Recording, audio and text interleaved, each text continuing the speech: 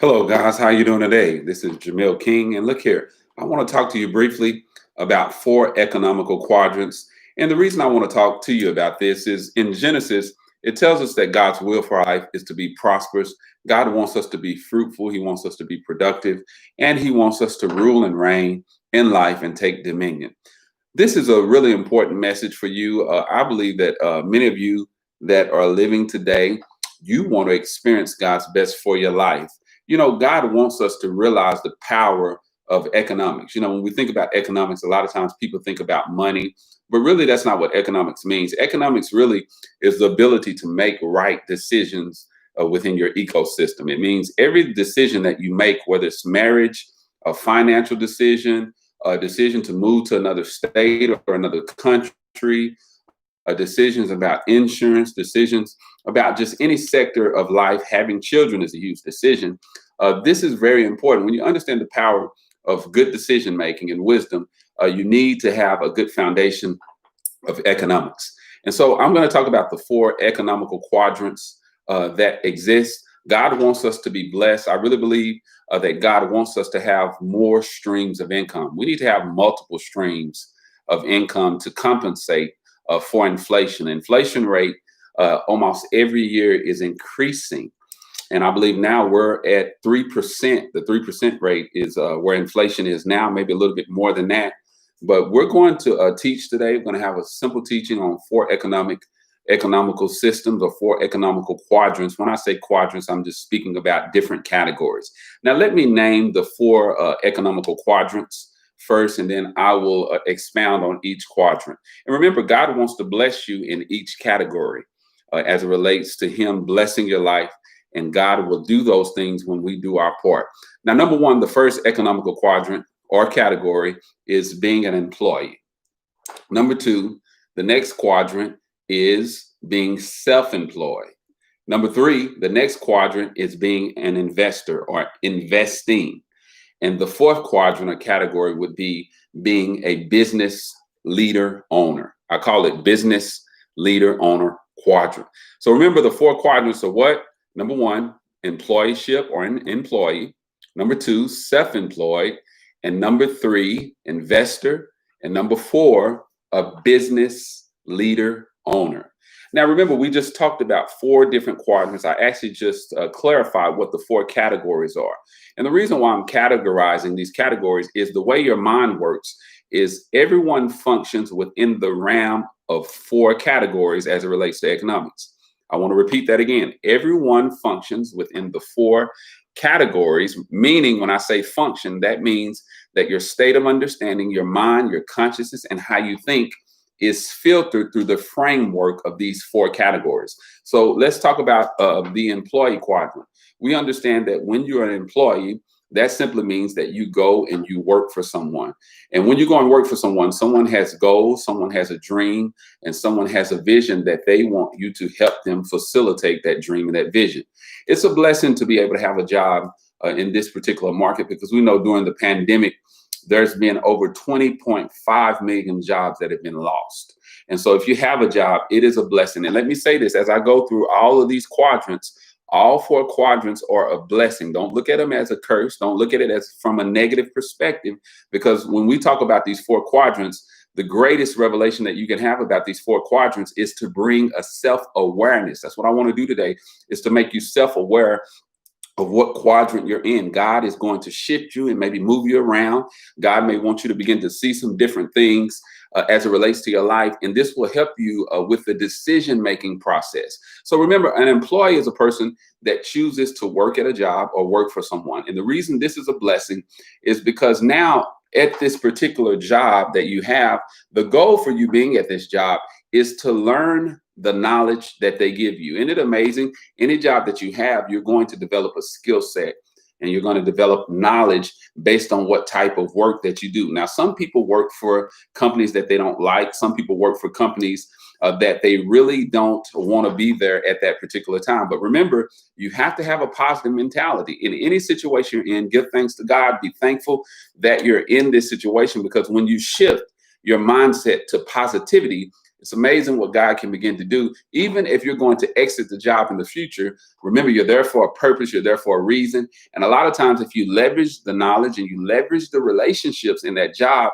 God will begin to elevate you to another level. Even if you decide to leave the job, you're able to advance, you're able to have skill sets and knowledge that you received from the job because you kept the right state of mind. You kept a positive understanding. So remember, the first quadrant is being an employee. It is a blessing to be an employee, because a lot of times we have to realize that God wants us to grow in stages. And so remember, if you're an employee, that is a blessing because you are working for someone. You have a job and you understand the purpose of that job is for you to leverage knowledge. Remember what I said, for you to build relationships and for you to eventually begin to climb the ladder and grow even within that particular sector. So number one, we talked about that being an employee is I understand that I am working for someone and my goal is to help them to facilitate that dream and that vision for the company. Number two,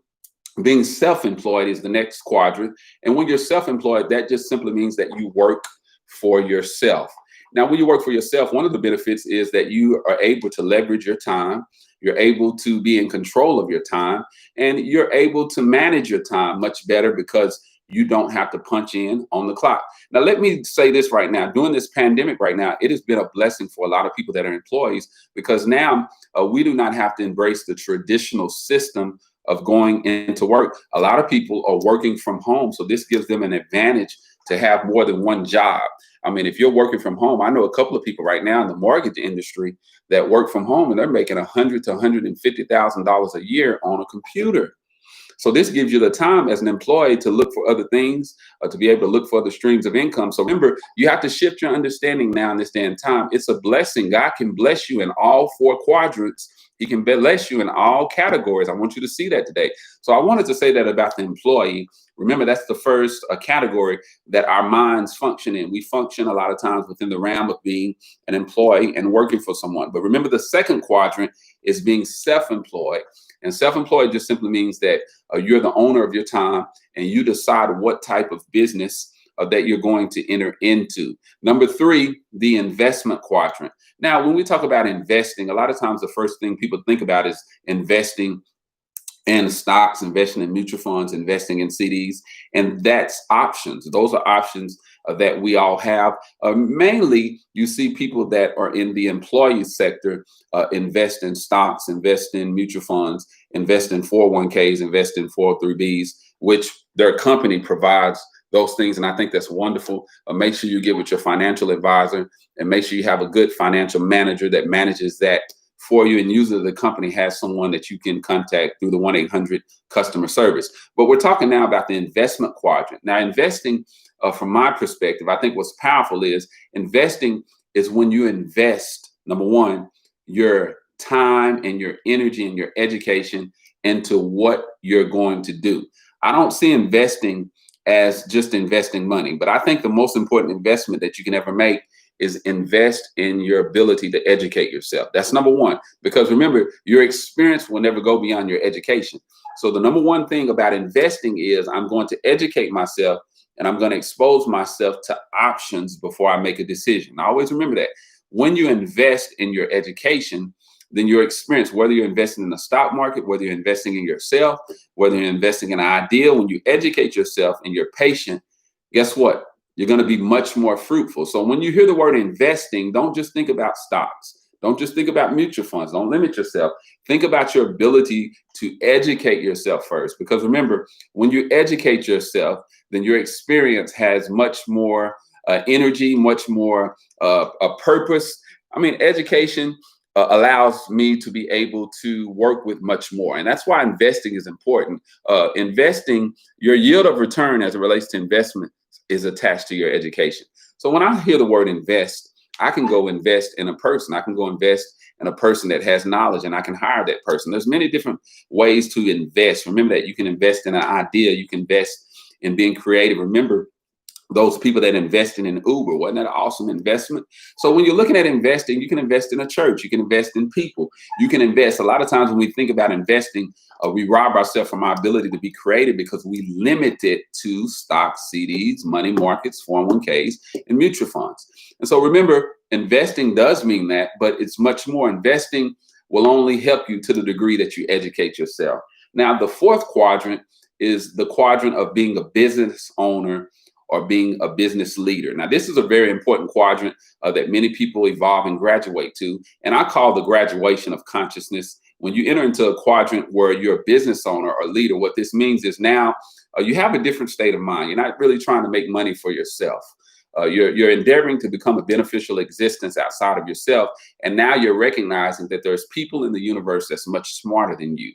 And so you're investing in people's lives. Now, if you study many of the companies, Bill Gates, which is the owner of Microsoft, if you study even Facebook, Mark Zuckerberg, that is the owner of Facebook, their mentality is a little bit different. Now, remember, they're not in an employee quadrant. So they're not investing a lot of times in 401ks, in CDs, money markets, and investments. They're investing more in people because people now become the greater commodity as a business owner. This is one of the reasons why you see leaders, even preachers, even CEOs of companies that become successful, is because now they see an administrator as an investment. They see a person as an investment. And it's amazing when you begin to grow and evolve in these categories, because now what takes you to another level is you recognize, if I hire this person is able to create a certain amount of value. Just imagine if you could hire one person that makes you $200,000 a year. Imagine if you could hire another person that makes you $75,000 a year. Imagine if you could hire another person that makes you $300,000 a year, and you continue to hire people because you see their gifts and their talents. And before you know it, you have this big snowball effect to where you have 500 to 1,000 employees. And so the business quadrant, a lot of people do step into that business quadrant because this is the number one reason why, is they recognize that the value and the service that I can give to humanity is the key. Remember, serving someone else puts you even in a greater position, because when you're able to service or serve someone else, what that means is you're meeting the demand or meeting the need of that person. So remember what the business quadrant is. The business quadrant is a different state of mind. Each category has a different consciousness. It has a different state of mind. Being an employee is a blessing. Remember that. It's a blessing to work for someone, to be an employee, because God can elevate you within that position. While you're an employee, begin to leverage that knowledge. Don't just look at it from a negative aspect, but use the knowledge and the information even in the employeeship sector. Many people that are employees have grown, and they have grown, listen to this, out of being an employee for that company. What they've done a lot of times is they've taken the knowledge that the company has given them, and they started their own consulting firms. I want you to think about that. The knowledge that you leverage, because you had a positive mind, God's able to what? Download revelation to you, and you realize that now all this knowledge I've received for the past 15 years, I can use this now to start my own firm. And many people end up making millions starting their own consulting firm because they got the knowledge from the company. So that's why I said, in any sector that you're in, God can bless you. You don't have to be a business owner for God to bless you and take you to the next level. You just need to be self-aware of all these categories, because when the decision-making process begins to merge, God may send 5 people into your life, and you may be an employee at this time. He may send 5 people in your life, and you may need to hire those people. Now that you have this teaching and you understand the 4 categories, you'll be like, okay, wait a minute. I need to be aware of what Pastor Jay says. There are 5 people that have just come into my life, and they're gifted, they're talented. Let me think about this. Oh, okay. So now I can create a limited liability company, a LLC, and I can hire me a maid. I can put my wife on staff.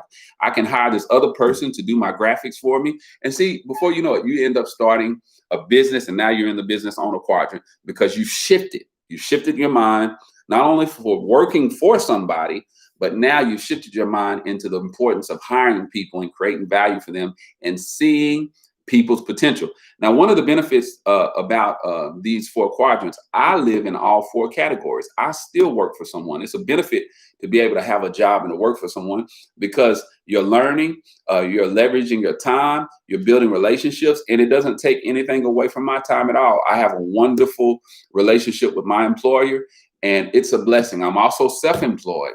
And there are benefits in me being self-employed as well. I also invest. I invest in stocks, mutual funds. I also have invested in myself. I have a company. I'm a businessman, and I'm also in the business owner quadrant. So it's really up to you what you want to create in your life. You can create value in any four categories. So remember what the four categories are. Our mind and the framework of our consciousness operates and functions within these four categories. Ask yourself, what category are you in right now? Am I an employee? Am I self-employed?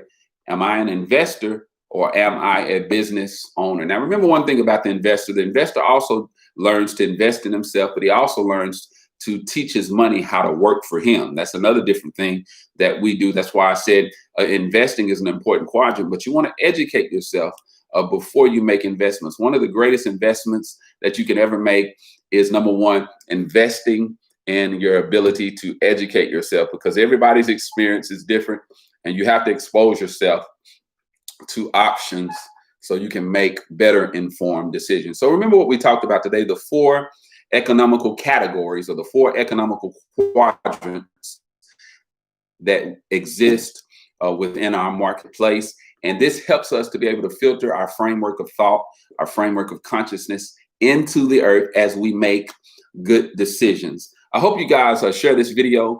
Everyone that exists in this life has potential. And I wanted to give you something practical to apply to your life, because a lot of times we're making decisions, but we're not conscious or self-aware of the decisions that we're making. Remember, today, the reason I taught on the four quadrants or categories as it relates to economics is I want you to make decisions within the framework of consciousness. That just simply means I'm understanding why I'm making decisions that I'm making. If I see someone that has potential, a lot of times it's probably advantageous to invest in that person. One person can come up with an idea that changes your life. I know when I was reading the book was saying that you're one idea away from being a millionaire. You're one idea away from being worth millions. A lot of times the reason we don't capitalize off of ideas is because we reproduce our own level of intelligence. We don't see the gifts in other people. A lot of times someone may be smarter than you. Someone may have a better idea than you, but they might not have the capital. You need to increase your capacity to believe, increase your capacity to perceive. And what that means is understand that there are gifts in everyone.